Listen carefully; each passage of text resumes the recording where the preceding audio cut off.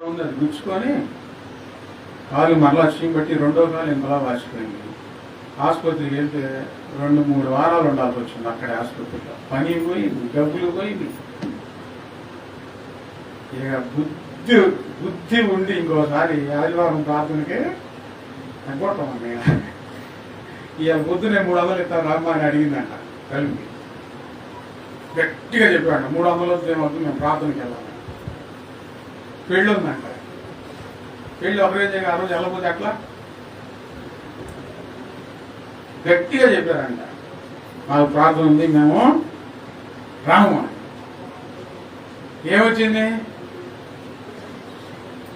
ఏమొచ్చింది బుద్ధి వచ్చింది బాగా. సంపాదన కోసం సాతాను ఏం చేసింది, ఈడ్చుకెళ్ళింది.